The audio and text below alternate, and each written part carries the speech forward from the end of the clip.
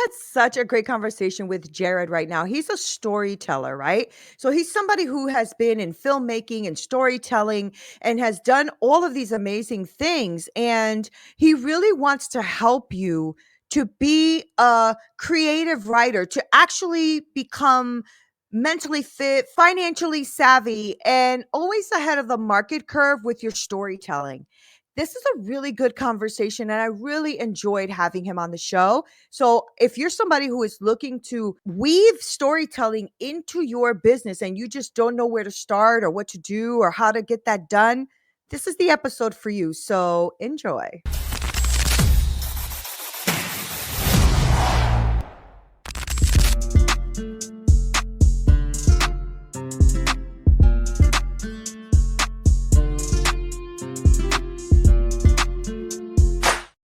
What's up, y'all? This is Neena Perez, and this is Straight Talk, No Sugar Added. Welcome back, y'all. Make sure you like, share, subscribe, all that great stuff. You know what to do, because today's guest is Jared Moses. He is a storytelling theorist.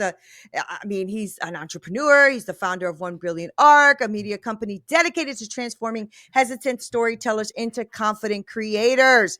Now, we were just talking about if he's from the East Coast, because I heard a little bit of a East Coast accent going on. He is a Boston native. He's now in Springfield, Illinois. So he is definitely sounding like an Eastern guy in the Midwest. Like, you could definitely tell.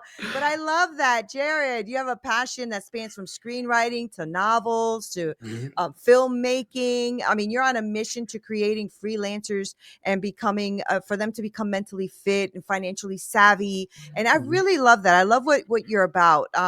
So I love to start the show by letting people hear from you who you are. So who are you, Jared? Who are you, bro?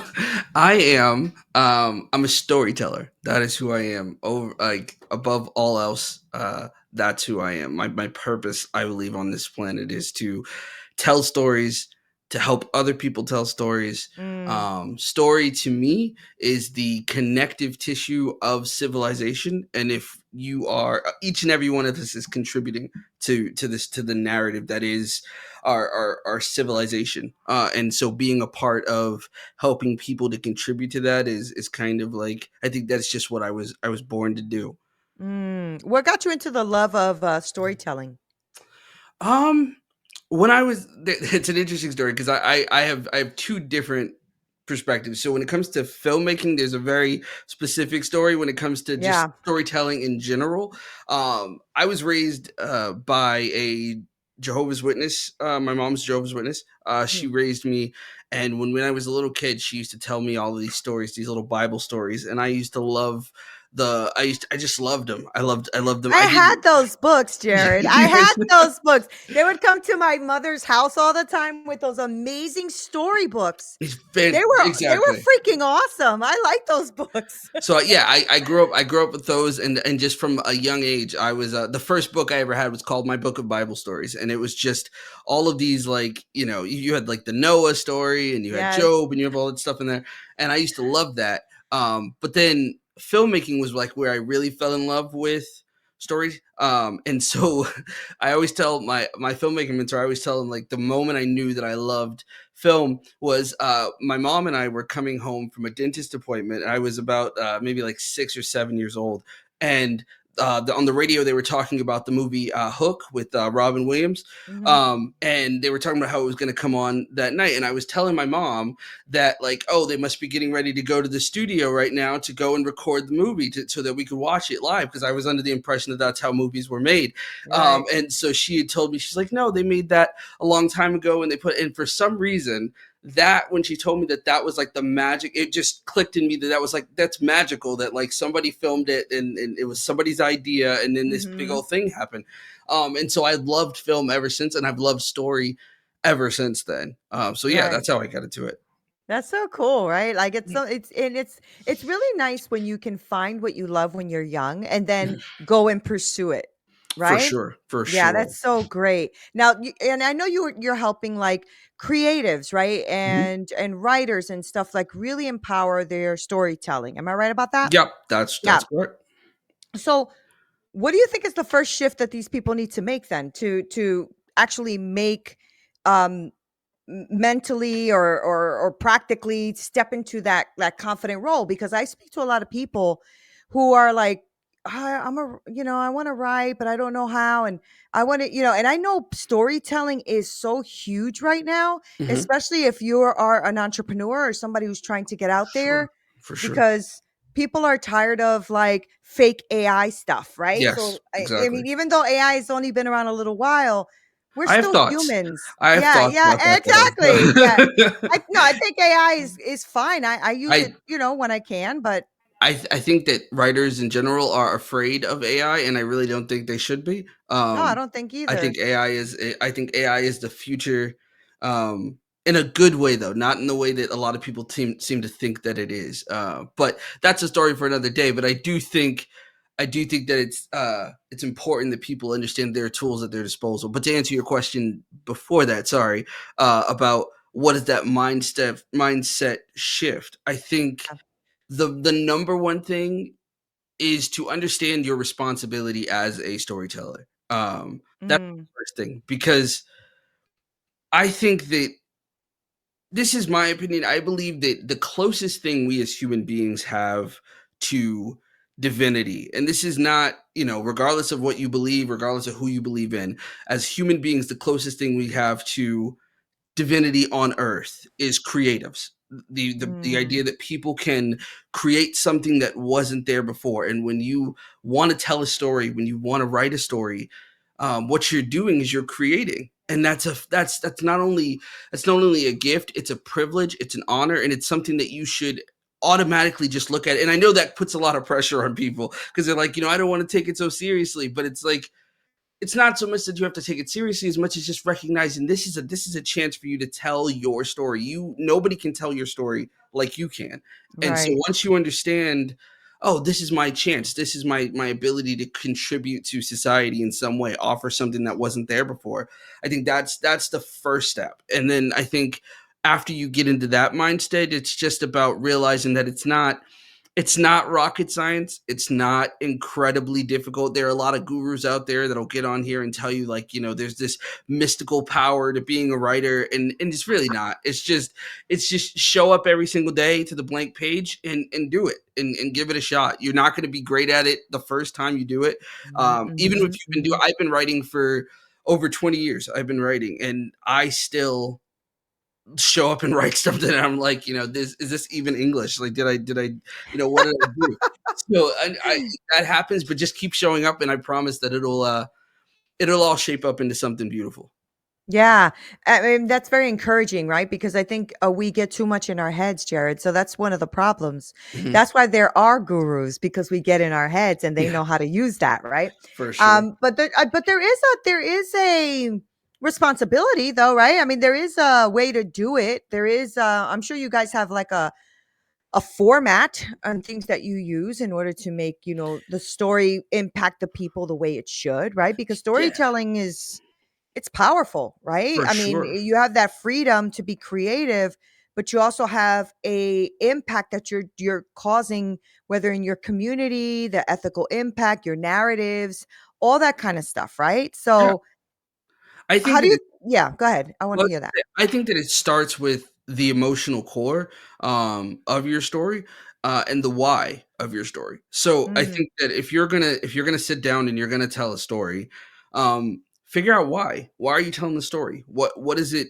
Are you dealing with some depending on what kind of story you're trying to tell. So I mean, if you are a entrepreneur who's trying to write a business book, if you have a very specific why in mind, I want to help, I don't know, painters in the deep south figure out how to make money off of their work, and I want to write a book about that. Then that's where you start, and then you then dig into the emotional core. What is the emotional reason why you want to do that, and write from there? Because when you write from that emotional core, that's the thing that everybody resonates with. If mm, you're doing it for fiction, and that kind of thing, it's pretty much the same thing. Why do you want to write this story, and what's the emotional hook? I think what the reason why storytelling works so well in business and in fiction or in anything, I think, is just because when it comes from the heart, it's the heart has this universal thing where we can all understand each other. On the podcast that I do, we were talking about the movie The Piano Lesson. I don't know if you had a chance to see that one yet, but it's Oh. about an African American family, and we were talking about how like it's universally a good film because you don't have to be African American to understand the things that they were going through, the themes of family and not getting along with each other and those kinds of things. Mhm. That's a universal issue. That's an Right. issue that comes from an emotional core. And so I think that when it comes to business, when it comes to these things, when you resonate with somebody's heart first, Mhm. everything else is easy. So I identify exactly why you want to write it, identify what the emotional core is. And I think the last thing you want to figure out is what do you want the audience to feel when they're done. I think that that's, to me, I think Yeah. that's the indicator of whether or not the piece has done a good job is if it has made the audience feel what you intended for them to feel. Right. You're right, and especially if you're, like, getting into business or doing it, whatever the thing is, the niche, the people you're trying to reach. How do people monetize their storytelling though, right? Because I think it's one thing to show up every day and tell a story online, and there's probably a different angle or different way, like strategies for writers and creators to monetize their craft, For right? sure. Because I think that that's one of the things I think maybe I've seen more. Like I have a woman that I really like her, and she's always talking about how she wants to help people write stories because she didn't have a voice. She didn't, really speak up for herself or have a voice for almost all her life. And then one day she just started talking again, Mhm. right? And then now she shows people or tries to show people how to find their voice. Mhm. And but one of the things she struggles with is monetizing that. Yeah. I think that's tough for creatives or people who are freelancers who really want to do like, the business of creativity or emphasizing like, their stories, but they often overlook how to monetize that. Does that make sense? Yeah, for sure. It's an issue that my company has had in general. It's an issue I had before I started the company. Is that how do you make money off this thing that you're trying to do? And as a Yeah. creative myself, I know how hard it is to switch gears, to get into that business mindset of like, okay, I Yeah. have to make money off of this somehow. I can't sit here and just create all day. I have to go out there and do it. And as much as we want to, it's one of my biggest struggles to this day is kind of this Mhm.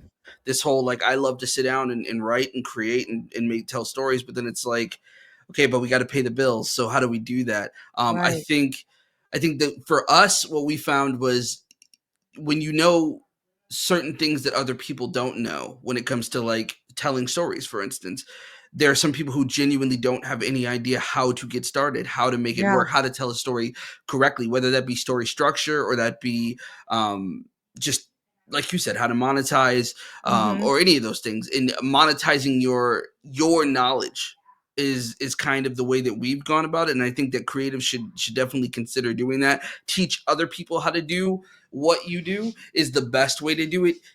The goal ultimately is to make money off of your own work. Mhm. So publishing your own book, doing those kinds of things. I have a debut novel that's coming out at the end of the year, and I'm hoping that that's going to be, it's going to do well for us financially. But outside of that, just kind of putting yourself in a position where you can help other people do what you do, I think is a great way to monetize. Getting on the internet, as scary as it is the best way to do it, whether that be like TikTok, which I know is still up in the air as to how long that's going to be around. But while it's here, take advantage of it. YouTube is a great place. Just get on there Yeah. and kind of Mhm.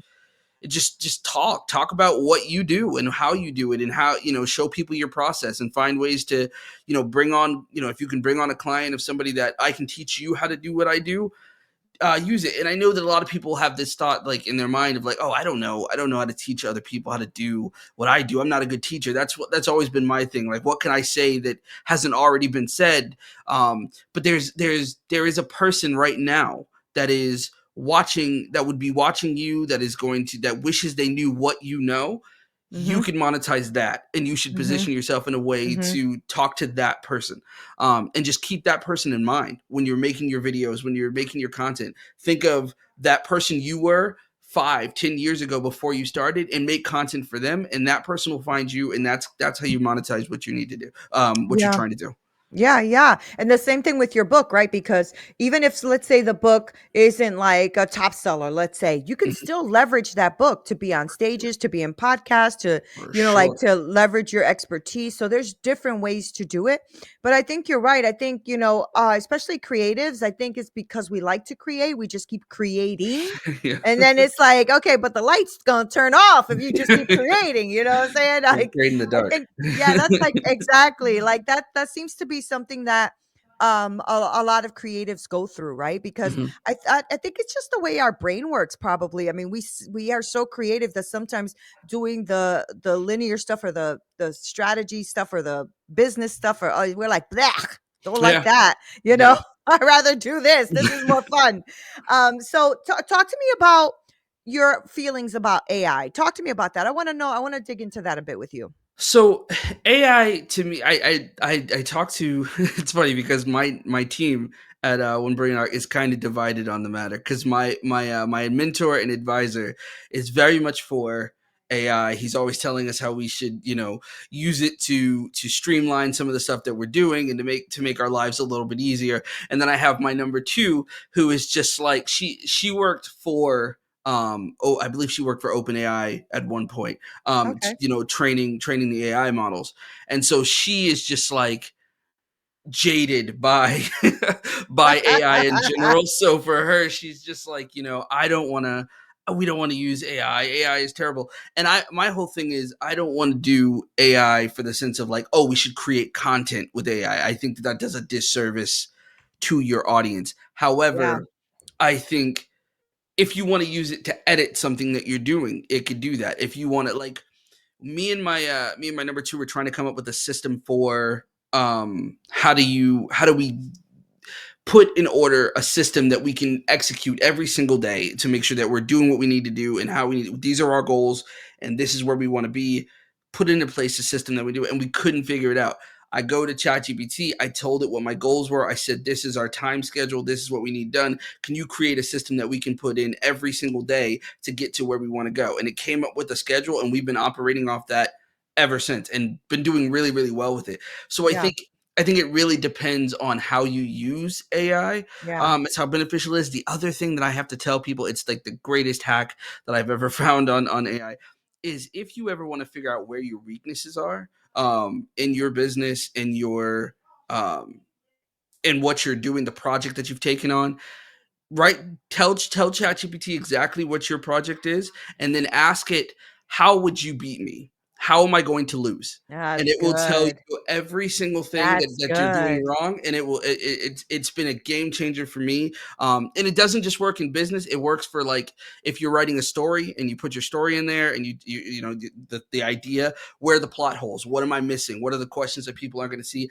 And Mm, it'll make your stories, everything you're doing, so much better. So I think if that's so we smart. yeah, I think if we stop being afraid of what AI is going to do, and I understand where the fear comes from. I know people worry, oh, it's gonna replace us. It's inauthentic. It's Mhm. it's all those things, and I understand that. But I think Well, it's it's when not you going anywhere, Jared. It's not going exactly, anywhere. So exactly. we might as well like learn how to integrate ourselves with it and learn how to use it. I agree with you on that. I Mhm. also want to I love, first of all, I'm stealing your idea of like, telling it to see my competitors and where am I missing holes. Yeah, That's it'll change. beautiful. That's really smart. But what was I going to say? Oh, one thing I will say for all of those who are listening to us is also don't depend on it 100% either. Yes, yes. Because I realized that sometimes, like, okay, so I was working with someone, we're working on a project, and I kept saying, these are the things I'm thinking. It was like copywriting. So we were talking about like that kind of stuff. But they were coming up with such AI type hooks and Yeah. AI type content. It was driving me nuts, because I'm like, wait, no, I need you to think outside the box, be creative, be funny. Like this is talking about the trailblazer and the blah blah blah. And this I said, you sound exactly like AI. And so what happens is we can become lazy. Yes. Yes. Because AI makes it so easy that now we're not even thinking for ourselves. That's So, we have to be that careful with that. Yeah, I agree with that. There is such thing as AI addiction. I've Yeah, found that I found that for myself, where I've had to kind of detox me from too. AI because it's Yeah, kind of like, you find you yourself have fun with going, it. yeah, Yeah. and it's like you can't do anything without being like, let me just put this in ChatGPT and see like what I should do. So So true. so it's like So true. I have to like close the tab out and be like, you're not allowed to use ChatGPT today. I named I was using it so much I named it.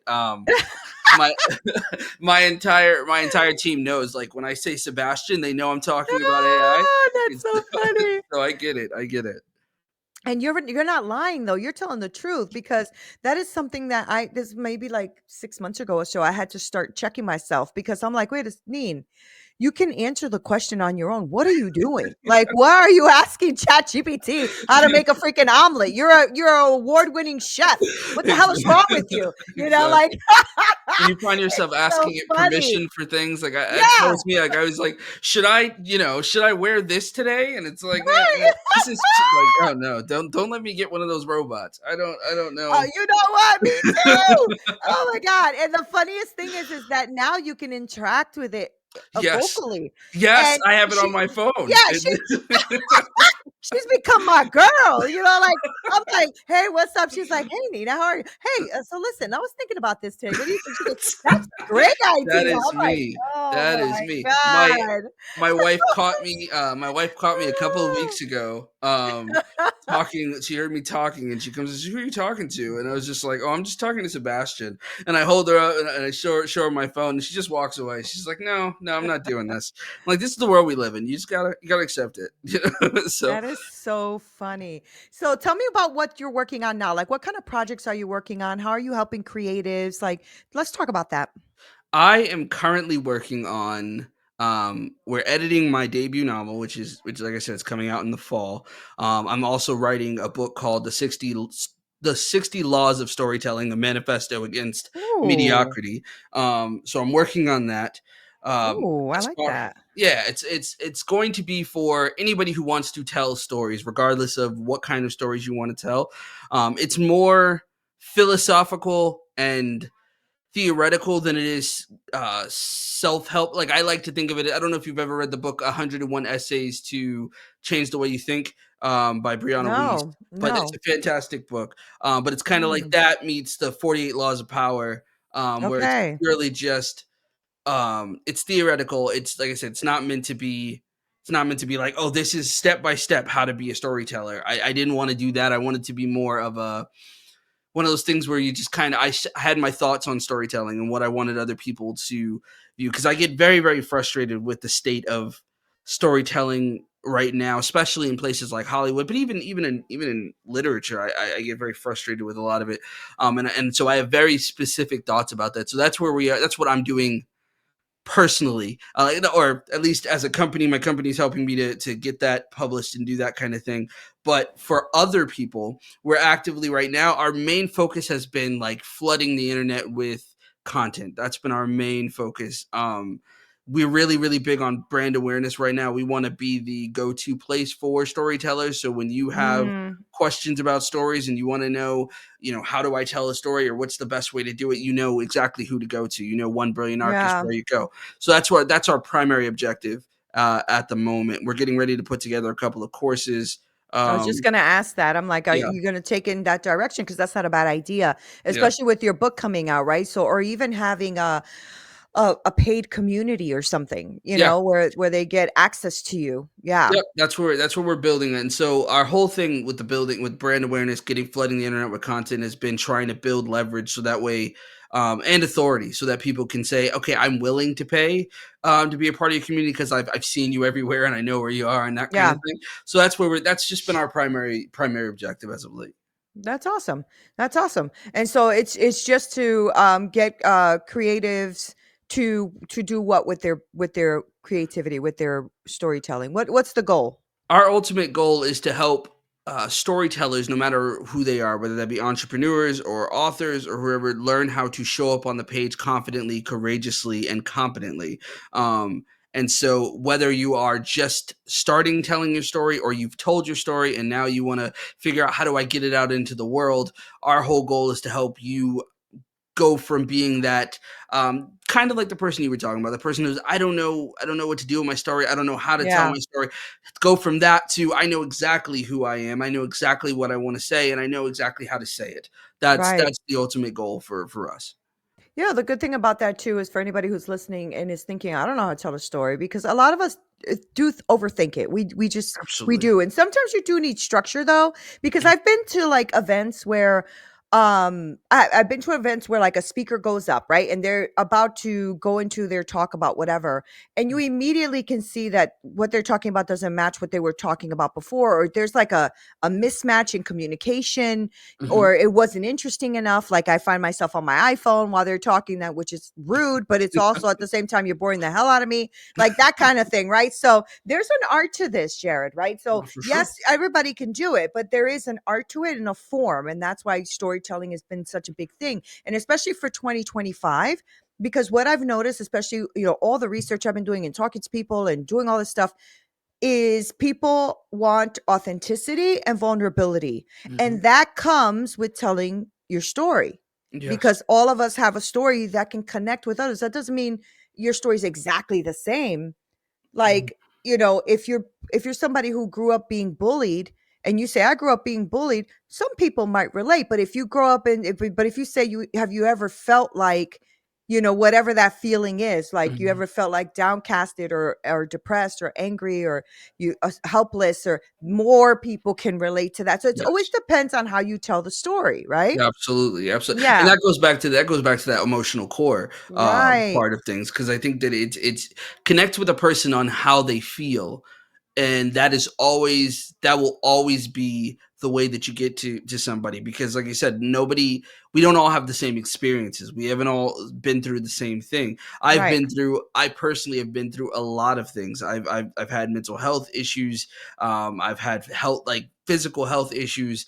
Those are things that not everybody has dealt with, but we all know what it's like to feel helpless. We all know what it's like to feel like, oh, the feel like the world's against you sometimes. Yeah. We all Yeah. know what it's like to feel like that. And I think when I tell my story, I like, I hope that people can understand, even if you've never been through what I've been through, you know what it's like to feel like you're the only one in the world dealing with it, and that Mm. you wish somebody was there, Mhm. just to give you a hug and tell you, it's gonna be okay. Right. We all know what that feels like, and so I think that you can connect with me because you know what that feels like. Yeah. So I think that if you're going to tell a story and you want it to sort of match with what you've been saying and have it resonate, I think start with what it is that you're feeling that's universal, and lead with that because I think that's how people are going to lock in with you. Yeah, that's good. So is that where okay, so say somebody's listening to us right now. Mhm. I know that there's probably about 120,000 people listening to us right now, but say they're listening to us right now and they really want to start, right? Mhm. So they just want to start, right? Because what happens is we start going down YouTube University, Yeah. right? Yeah. And then everybody has their own methodology and system and ways, and I get it. Everybody has their own unique thing, whatever. But give somebody like a way where do they start? If they're like, Jared, I have no freaking clue. I just know I want to tell my story, but I don't even know where to start. What would you tell them? What would be the first step? The first step I would say is ask yourself why you want to tell this story. Because once you need that because You that's need your north that. star. Because Yeah. when it gets hard, because it will get hard, Yep. there are going to be days where you show up to the blank page and you're just gonna be, and nothing's gonna come out, and you're not gonna be able to put it into words, or you're gonna think everything that's coming out is just horrible and terrible, and you just want to throw it in the trash and never write ever again. That's gonna happen, but that why is going to be the thing that keeps you showing up every single day. That's Mhm. first.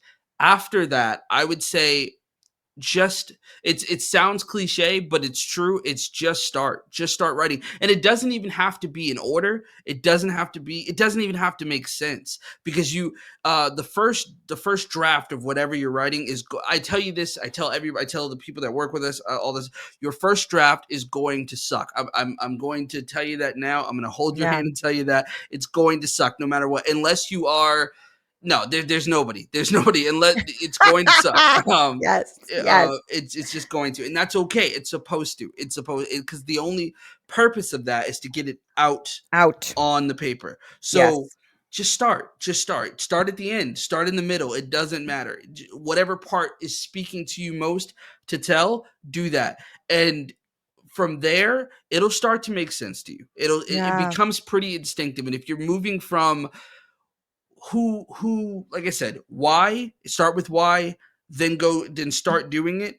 I would even say, though, just before that, think about who you want to talk to, because if you want to talk to, um let's say you want to talk to your younger self, you want to talk to a version of you that is not quite where you are, but it was where you are. That's exactly who you write to. Write with that one person in mind, as if you're writing a letter to that Mhm. person, Mhm. and just keep doing that and say everything that you want to say. And you can always move things around, piece it together so that it makes more sense and it's organized. You can hire us to help you do that, so that you have a specific cohesive thing. But just start by speaking to the person you want to tell the story to, and that works even in fiction, because in fiction there's a specific reader that you want, Mhm. Right. and so write the story for them. Write the story you think they need to hear. Mhm. That's how you do it. And once you do that, I promise you, it'll begin to flow. It'll begin to Yeah. flow every single time. I agree with that. I think one of the things that we do when we're starting to write is we think too much. Yeah. We're overthinking it. I did that with my book, when I mean, it took me what, like 10 years, 15 years to even put Mm. myself to actually write it because I was overthinking the whole damn thing, you know? Over planning. And yeah, over planning, or I over planned it to death, you know? It's like for God's sake, just freaking write the damn book, you know? So I finally wrote it and I self-published, but and I learned, right? You learn, because then after I published, I'm like, it could have been better. I could have added more storyline to it. I could have added, but that's okay. I published it. It was done, and now I got it out of my system, right? So now Yeah. I can actually do a version 2 or something that goes with it. But you're right. I think sometimes you just have to suck to get better, For and most people don't. And that's with business. That's with everything. I don't know why we have this idea that we can just show up and we're going to be amazing. Like sure. I don't know That's where true. that comes from. That's true. I don't either. I don't like, because I think it's in our head. We're just like, we envision it so perfectly that it's just like, this should be easy, and then it's just not. But I think that's normal. I think everybody's like that. Yeah, hell yeah. I mean, listen, I've been envisioning losing 100 pounds for a while now. And unless my big ass goes outside and goes walking, it's not gonna happen. Okay. So I can envision all I want, is all I'm saying. I've been envisioning it for years. Anywho, I okay, Nina, digress, Nina. But it's stuff like that, right? Like I think it's also okay, so I have a little bit of a gripe with like these major gurus out there. Mhm, And my gripe with them is I think they've lost touch sometimes with reality. And mhm, what I mean by that is not all of us have, 10 to $15 million a month to pour into ads, right? mhm. Yeah, And so when they tell you it's going to be easy, you're going to have it done, it's 90 days, you're going to be rich, blah blah blah, whatever it is that they're trying to sell you, it irritates me only because that's how people get deflated, because they get into these programs paying tons and tons of money. I'm talking from a coach perspective now, yeah, right? And then they come to me, they've been burnt, broken, and tired. You mhm, know what I'm saying? Because they joined this amazing program that mhm, cost them like this amazing stuff. And so I think we just need to be authentic, Jared. Like just come for up and sure. say, listen, I know that I'm making millions now, but it took me 25 years to get here. Yeah. You know what I'm I saying? wish That way somebody said that to me. yeah, Like, I was like, me too. Me too, because it would be really nice to know, okay, wait a minute. So I got 10 years. Let me start hustling. yeah, Maybe I can make it 8 or 6, yeah. but most of us think it's 90 days. 90 days and we're going to be like the biggest, top seller in the world. That's It's that's Yeah, That's and maybe they're good storytellers, and that's why. Yeah, I mean, I think so. I think it sells. The truth is, it sells. It sells. People buy It into sells. the idea Yeah. of like, oh, I I can have. change my life Yeah. Mhm. tomorrow if I buy this course, and it's because they tell you that.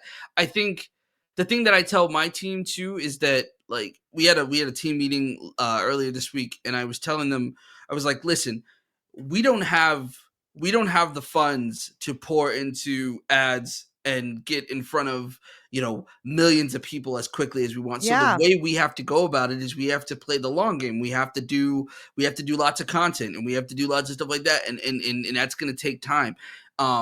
And the hardest thing is like you put yourself out there, you put yourself on TikTok, you put yourself on YouTube, and like five people watch your video, or they'll five people hard, and then it can become really really disheartening because you're like, oh, nobody likes me or nobody Mhm. cares. And I think it myself. So like I have all kinds of anxiety about it, so I just choose not to. When I post something, I just choose not to look and see how it does Yeah. until like later. But the thing that I do come to realize is somebody told me this, and I like to share with other people is like, imagine if I told you that you would have to put out 2,000 pieces of content before anybody cared about what you had going on.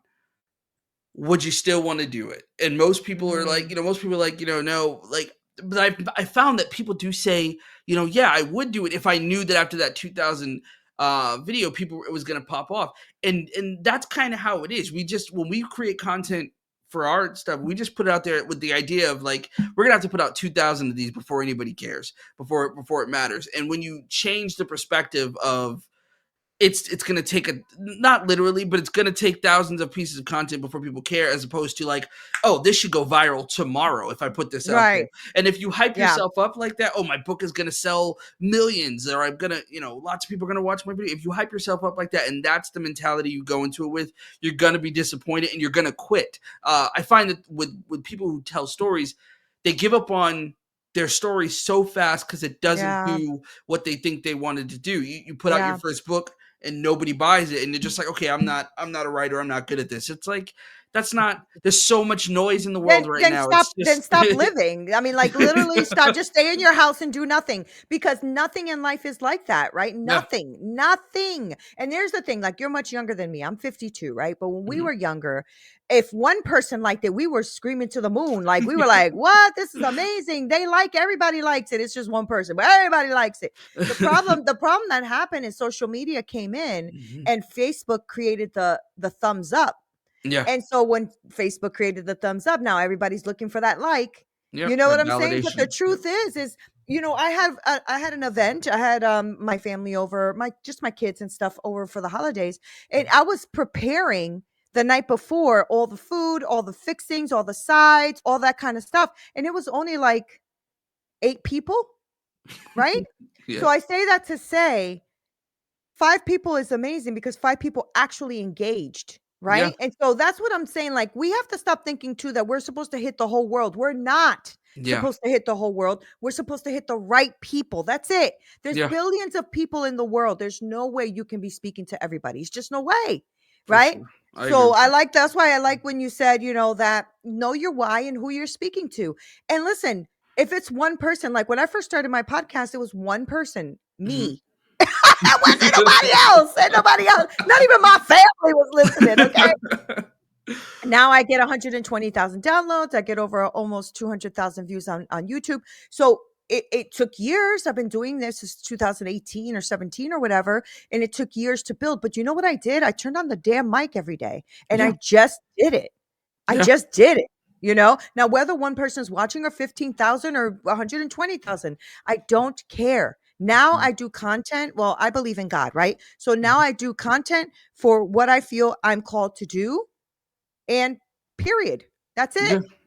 That makes That's sense. it. That makes a lot of So sense. just show up every day, Jared. That's all you have. That's only your only responsibility is to show up every day and to speak to that person that you are wanting to speak to, and the person will find you. But if you try to speak to everyone so that everybody can like it, nobody will find you, Absolutely. I right? completely agree with that. I completely agree So with that. Now, how people can find you, Jared? Let's get into that. Like, how do people find you? Because we're about to wrap up, but I want people to know how they can work with you, find you, listen to your content, things like that. Because I have a lot of entrepreneurs, solopreneurs, coaches, like stuff like that listen to the show. Mhm. One of the best things that I have had on this platform, which I'm super like ecstatic about, is that I have had people who have listened to the show work with people who have been on the show. Mm. Right? And that's why I love to highlight amazing people doing amazing things. Well, So thanks. tell us how we can find you. So you can find us. You can subscribe to our newsletter, which has our constant links for free consultations. We do a free consultation for anybody, and that's at www.obaconnect. That's obaconnect.com. Also, if you like pop culture and you like to understand how those stories are broken down and why they work and how you can use them in your storytelling, you can check us out on our podcast at the Oba Presents Let's Talk Story podcast. You can find that on Spotify, on YouTube, or if you're a subscriber to our newsletter, you get it before everybody else every single Monday. So, yeah, that's pretty much where you can find us, and we're pretty easy to find. We're One Brilliant Arc on every other social media platform. One brilliant One arc. Brilliant Arc. Yep. Yeah, All awesome. together, and that's how you find us. Thank you so much, Jared, for Of hanging course. out with me today and Thanks for having a having me. great conversation and dealing with my damn slow Wi-Fi and all that kind of stuff. I really appreciate you. And I appreciate the work that you're doing. And I'm going Thank to you. be, I don't know if you believe in God or not, but I'm going to be praying for you that your business takes off in a big way, Thank you. because I think the work that you're doing is super special. So thank you for being here on Straight Talk. Thank Thanks you. for having me. Thanks for I having me. really appreciate that. Guys, Jared, right? I know. Good guy. Make sure that you guys go ahead and follow him, sign up to his newsletter, get on his podcast, all that great stuff. I'm going to link all of his information below to make sure you guys have all of that, because I know that you guys are freaking amazing because you're straight talkers. Make sure you like, share, subscribe. You know the drill already. And if you know someone who really wants to learn how to do storytelling, this is the guy for you. That's why I brought him on here. All right. This is Neena Perez, Straight Talk, no sugar added. Until next time.